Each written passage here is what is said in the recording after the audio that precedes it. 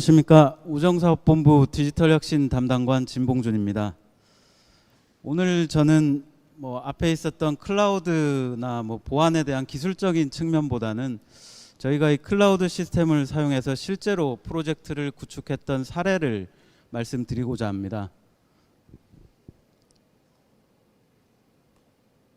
네, 오늘 말씀드릴 순서는 먼저 우체국 금융에 대한 간략한 소개와 그리고 차세대 시스템 구축 사업 추진 과정, 그리고 시스템 오픈 이후에 리스크 관리 과정, 그리고 최종적으로 저희가 이 프로젝트를 통해 얻었던 교훈들, 이런 순으로 말씀을 드리겠습니다. 먼저 우체국 금융에 대한 소개입니다. 우체국 하면은 편지, 택배 이런 우편 서비스에 대해서 많이 친숙하실 텐데요. 그 우체국에 가보시면은 예금도 가입을 할 수가 있고 보험도 가입을 할 수가 있습니다. 그래서 이런 부분적인 예금과 보험의 금융업을 저희가 제공을 하고 있는데, 이 금융업 제공의 목적은 크게 세 가지입니다. 먼저 우편 사업의 안정적인 운영입니다. 저희 우편 사업을 운영하려면 상당히 방대한 규모의 물류 네트워크와 접수하는 창구의 시설들과 인력, 이런 상당히 방대한 인프라를 운영을 해야 합니다. 그래서 고정 비용이 상당히 크고 이 과정에서 비효율성이 좀 발생을 하는데, 그런 비효율성을 메꾸고자 저희가 금융사업을 제공하면서 시설 활용의 효율도 높이고, 그리고 우편 사업의 재정적인 안정성을 담보할 수 있는 그런 목적으로 이런 금융사업을 제공하고 있습니다. 또한 그 국가기관으로서 저희가 섬지역이나 산간지역, 이런 금융 소외 지역에도 도시와 같은 보편적인 금융 서비스를 제공받을 수 있도록 하기 위해서 금융 서비스를 제공하는 측면도 있습니다. 또한 안정적인 금융 사업의 운영을 통해서 저희는 국가 재정에도 기여를 하고 있습니다. 저희가 1905년부터 예금 사업을 시작했는데 일반 회계로 저희의 수익금을 전출한 규모가 1.1조 원, 그리고 예금 보험 사업 공이 운영하면서 기여를 한 바지만은 공적 자금 상환 기금에 전출한 규모가 1.4조 원 정도 국가 재정에도 기여를 하고 있습니다. 그러면 저희 우체국 금융 서비스가 제공되는 시스템에 대해서 간략히 소개를 드리겠습니다.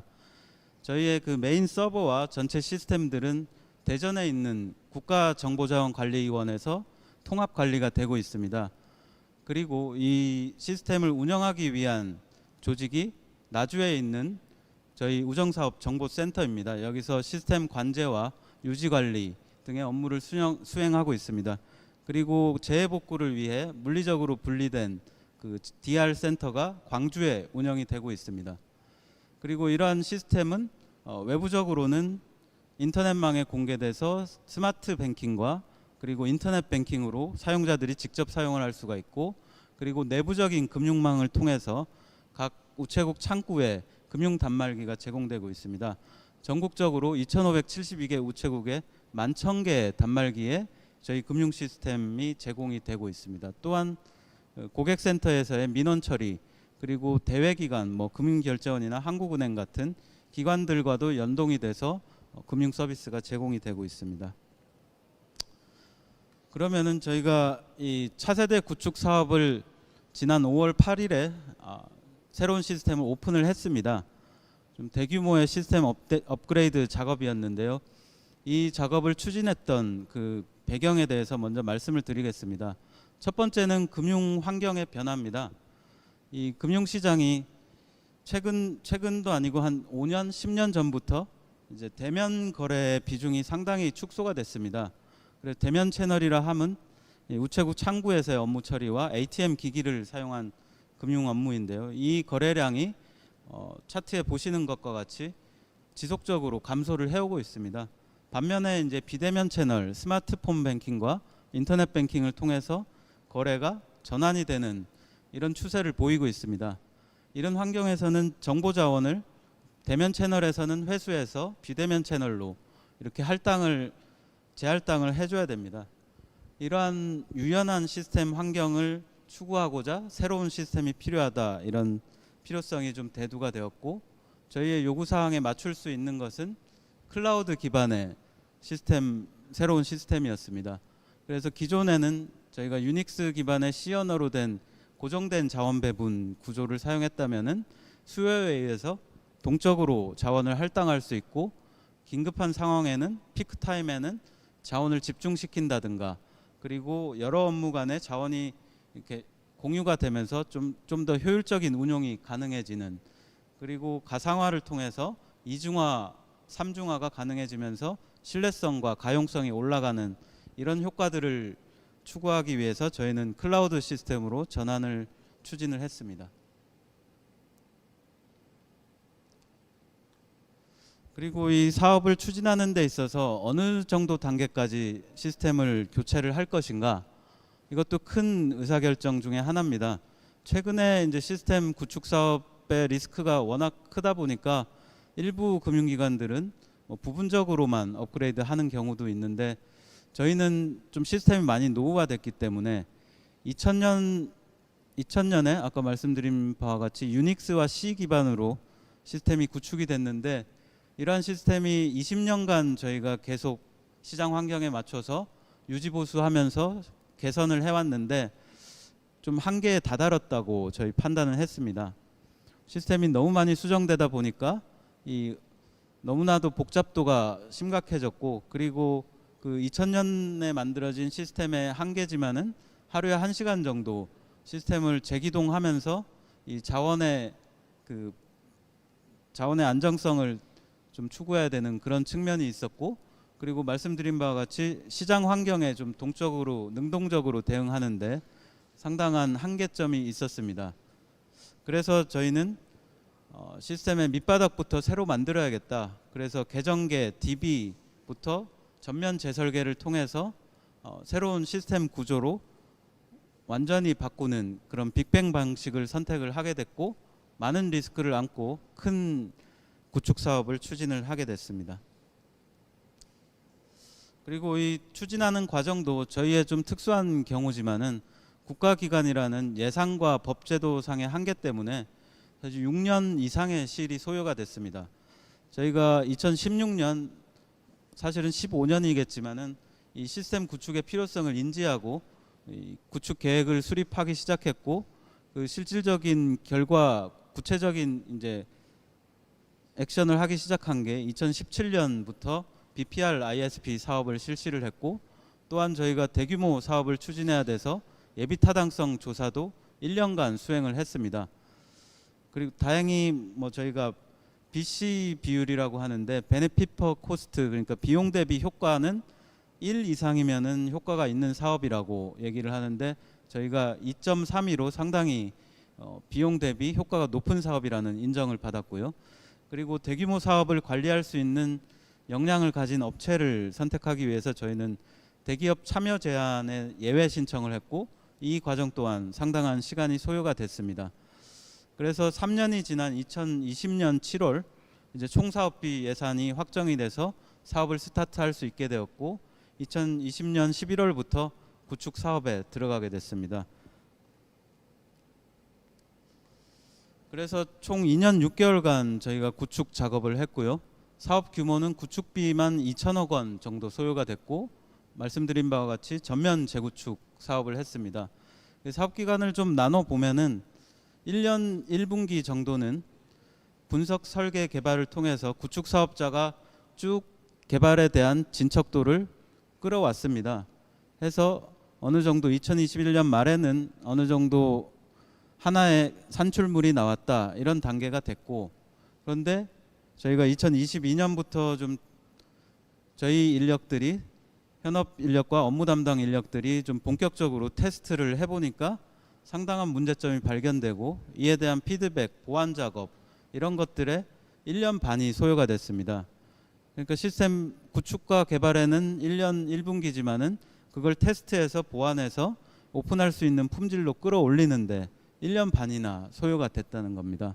이 과정은 저희가 7차에 걸친 통합 테스트, 이 통합 테스트는 테스트 시나리오를 만들고 데이터를 준비하고 테스트할 그 대상자들을 선정해서 오리엔테이션을 해서 한 사이클에 전체 테스트를 한 후에 이 개선점을 도출을 해서 피드백하는 상당히 긴 사이클입니다. 이게 한 달 이상 걸리는 작업인데 7회차에 걸쳐서 계속적인 테스트와 보완을 해왔고, 이 현업 리허설, 그러니까 우체국 창구에서 업무를 하는 담당자들이 실제로 자신이 하는 거래들을 수행해 봄으로써 실제로 동작하는 것을 검증했습니다. 이 현업 리허설이 저희가 상당히 의미가 있었다고 생각되는 것은, 이 현업 사용자들이 새로운 시스템에 대한 막연한 불안감들이 상당히 큽니다. 이러한 불안감들을 좀 해소하고 새 시스템이 오픈되면 어떤 업무 환경에서 업무를 할 것이다, 이런 기대감을 가질 수 있기 때문에 저희가 변화 관리에 상당히 유용한 측면이 있었다 생각이 되고요. 그리고 또한 중요했던 게 전환 리허설입니다. 저희가 전환 기간을 4일에 걸친 전환 작업이 필요했는데요. 이 4일에 걸친 전환 작업을 하더라도 오픈하고 나서 문제점이 많은 경우도 있고, 오픈을 했다가 다시 구 시스템으로 돌아가는 경우도 있었습니다. 그래서 그러한 리스크들을 좀 줄이면서도 시행착오 없이 하기 위해서 7차에 걸쳐서 전체 데이터를 새로운 시스템으로 이행을 하고 운영에 대한 테스트를 해봐서 이 검증하는 작업, 이것 또한 상당히 큰 테스트 작업이었습니다. 이러한 힘든 테스트를 거쳐서 품질을 어느 정도 수준으로 끌어올려서 오픈을 할 수가 있었습니다.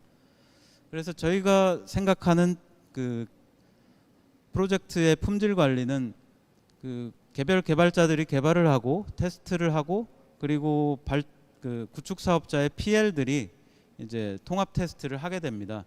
그래서 구축 사업자는 이 개발이 완료됐다고 저희에게, 발주자에게 확인을 의뢰를 하는데, 통상은 이제 구축 사업자가 90% 이상 완료를 해서 발주자한테 넘긴다, 이렇게 생각을 하지만은 실제로 저희가 체감하기로는 구축 사업자가 완료해서 넘긴 품질은 50% 정도 되고, 그 이후에 발주자들이 테스트해서 수정 보완을 해서 90% 이상 끌어올리는 과정이 발주자가 능동적으로 역할을 해야 된다, 이런 것들을 저희가 좀 느낄 수가 있었습니다.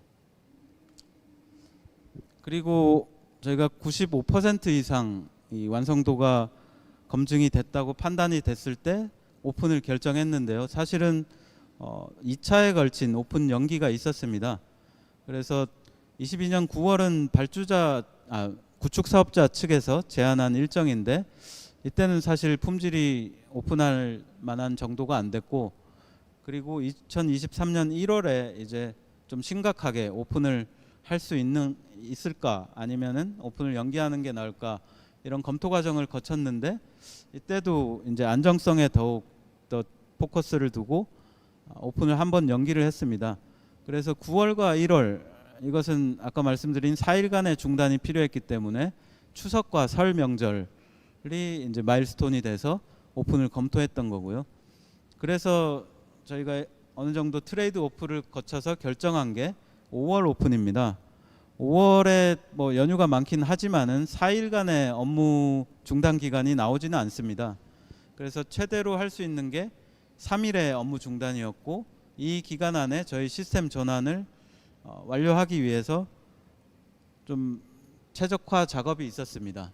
기존의 4일을 3일로 단축하기 위해서 저희는 데이터 이행 작업, 그러니까 구 시스템에서 새 시스템으로 데이터를 복사하는 작업이 기존에 50시간이 소요가 됐는데 최적화를 통해서 44시간으로 줄였습니다. 또한 데이터 검증과 IT 가동 점검, 그리고 현압 테스트, 그리고 실사용자 테스트, 이런 일련의 테스트 과정들을 순차적으로 수행하던 것을 일부는 병렬로 수행하면서 기간을 단축해서 3일로 압축했습니다.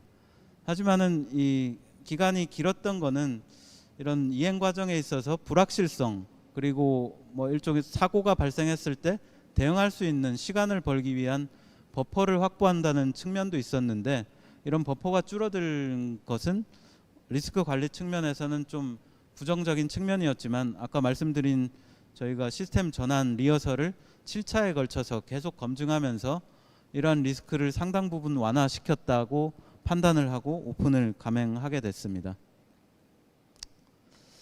그래서 저희가 오픈에 들어갔던 게 5월 5일 어린이날 휴일부터 시스템 전환에 들어갔고요. 그래서 5월 8일 월요일에 시스템 오픈이 되었습니다. 그래서 그 전환하는 중에도 이 두 차례에 걸친 그 의사결정 과정이 있었고, 다행히 큰 문제가 없이 오픈이 되었고, 사실 가장 중요한 것은 오픈 이후입니다. 오픈 이후 엄청나게 많은 결함과 그 민원들이 나오기 때문에 이것을 어떻게 대응하느냐, 이것이 가장 큰 그 시스템 그 전환의 성패를 좌우하는 요소일 것입니다. 그래서 저희는 안정화 기간을 두고 이 기간 동안 종합상황실을 운영하면서 좀 체계적으로 민원과 결함에 대해서 대응을 했습니다. 그래서 저희가 24시간 가동했던 종합상황실의 구조고요. 이 상황관리반이 컨트롤 타워가 돼서 민원을 관리하는 응대관리반, 그리고 결함을 조치하는 결함관리반, 그리고 인프라와 IT 장애를 대응하는 인프라관리반이 한몸같이 움직이면서, 또한 그 본부와 현업의 업무 담당들도 긴밀한 소통 네트워크를 유지해서 이런 민원과 결함에 대해서 적극적으로 대응해서 3주간의 안정화 기간을 거치고 현재는 안정화가 어느 정도 이루어졌다고 생각을 합니다. 이 차트를 보시면은 결함 건수가 초창기에는 몇천 건씩 이제 접수가 됐고, 뭐 중복건도 상당히 많았지만은 상당 부분을 처리를 해서 저희 현재로서는 99.7%의 결함을 처리했고, 뭐 0.3% 정도는 일상적으로도 발생할 수 있는 수준이라고 생각이 됐습니다. 그래서 이제 저희 시스템 구축에 관한 과정을 말씀을 드렸고, 저희가 이 시스템 구축을 하면서 얻었던 중요한 이 시사점 세 가지를 말씀드리자면은, 금융환경, 뭐 금융업뿐만 아니라 다른 업종도 마찬가지지만은 시장 환경의 변화가 일어나고 이에 따라서 업무의 변화도 일어납니다. 저희의 경우에서는 대면 채널이 줄어들고 비대면 채널이 늘어나면서 시스템 자원을 어떻게 탄력적으로 할당을 해서 이 IT 비용을 절감할 수 있을 것인가, 그런 구조를, 그런 요구사항을 서포트할 수 있는 구조는 무엇인가, 그렇기 때문에 클라우드 구조로 시스템 전환을 추진했던 거고요. 그리고 전환에 대한 의사결정입니다. 전환을 계속 연기하고 안정성을 추구한다면은, 이제 안정성은 추구하겠지만은 시장 기회는 많이 놓치게 됩니다. 이 시스템 구축 기간 동안 프리징 기간을 가져가면서 신상품 출시나 이 새로운 기능의 출시가 상당히 어려워집니다. 그렇기 때문에 사업의 영향을 최소화하면서 안정성을 확보할 수 있는 그런 두 가지의 목표 사이에 트레이드 오프가 필요하고, 적절한 기관마다의 최적점을 찾는 의사결정이 필요합니다. 그리고 마지막으로 대형 프로젝트의 품질 관리입니다. 이 부분은 발주자의 품질 관리 역량이 상당히 중요하다고 생각이 됩니다. 발주자가 시스템 분석 단계, 개발 초기 단계부터 적극적으로 좀 인발브돼서 이런 시스템의 품질 관리, 요구사항 관리를 이 구축 사업자와 소통을 원활히 해서 원하는 결과물을 얻어내고, 그리고 품질 수준을 초기부터 관리를 해야 나중에 이제 시스템 오픈을 하게 됐을 때 리스크를 상당 부분 줄이게 되고, 그리고 오픈 이후에도 안정적인 운영을 가져올 수 있을 것입니다. 그래서 저희는 이 시스템 구축 초기에 들인 노력이 시스템 오픈 이후에 가져올 손실을, 몇 배의 손실을 막을 수 있다, 이러한 교훈을 얻었습니다. 그래서 이런 저희의 구축 사례를 통한 시사점들이 여러분들 시스템 구축하고 전환하는데 많은 도움이 됐기를 바랍니다. 이상으로 오늘 제가 준비한 내용은 마치겠습니다. 감사합니다.